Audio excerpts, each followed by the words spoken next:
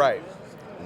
Here we are, back on Radio Row. And once again, it is the one and only Pop DiBiase, the primetime capper. And I'm here with the Hall of Famer, Raider legend, Mr.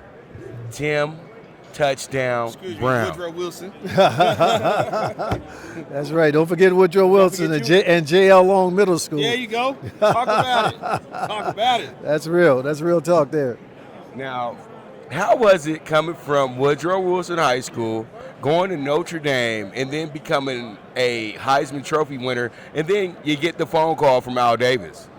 Yeah, it wasn't quite from Al Davis because, from what I hear, he wasn't a big fan of Tim Brown back in the day.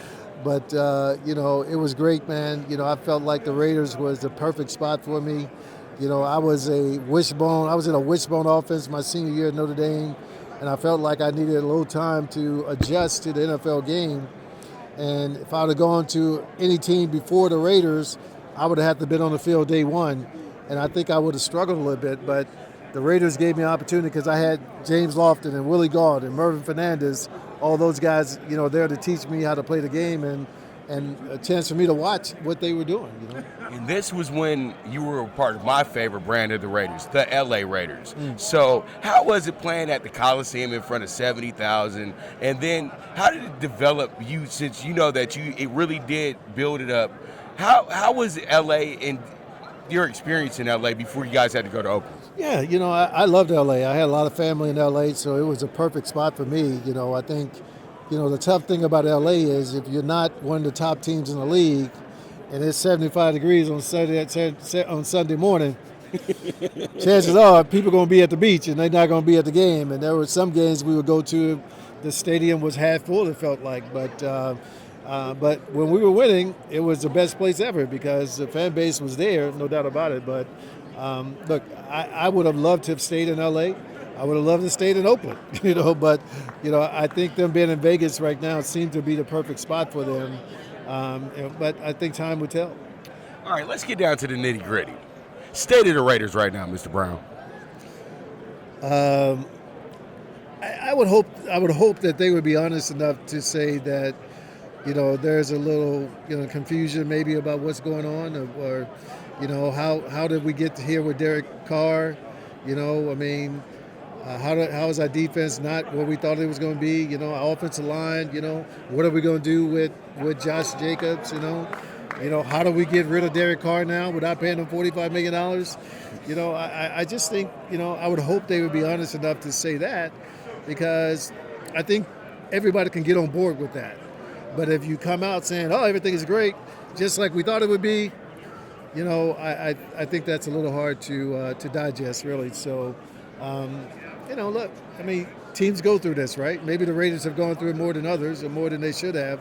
But at the same time, I think that this is the organization that showed 2 years ago, you put us in the right position, we may be able to get this thing done. And they fought and made it to the playoffs. And I think that was a beautiful deal. And, hopefully the step back we saw this year is not a step back. It was just preparation for the future.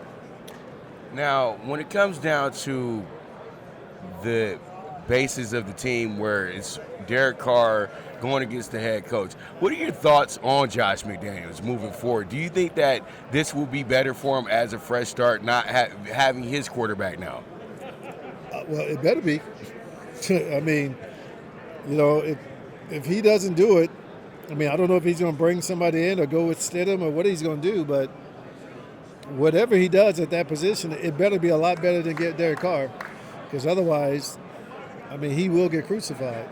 This Raider fan base, I get a lot of the texts and the emails and the Instagram posts and all that stuff, and they can be very unkind, but I always try to be very positive because I don't want, first of all, my name to be attached to anything, and second of all, it just has to be, you got to give, a coach time to work it. So let's see what happens, man. But whatever he does at that position, it needs to be better than what he had before.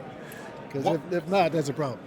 WALT, man, jump on in and tell us about HH. So, first off, Dallas, Texas on here. I'm from Dallas, born and There you raised. go, there you go. Make sure we get that out there. Stand up loud and proud. Talk to us about the Perfect 10 presented by Prudential. And I understand this is a documentary that's going to be, is it airing on the eve of the Super Bowl, right? Yes, Okay. yes, Saturday night. Yeah, 8 o'clock Eastern time. More men have walked on the moon Right. that have accomplished this feat, man. I think that alone is tells a lot about, this accomplishment. We all got together and just decided, look, I mean, we can take this probably and do something very special with it. And we leave an incredible legacy on the field, but let's see what we can do off the field. And I think because of that, we're here, and we're hoping that this documentary that's going to be shown on Fox on Saturday evening is the first step to some other big opportunities that we believe may be out there to help us raise money to give back to nonprofits. So that's what we're trying to get accomplished. So now you're in Dallas. Do you still live in Dallas? Still in Dallas. Now, yeah. what's I hear about you living out in DeSoto? Are you still there?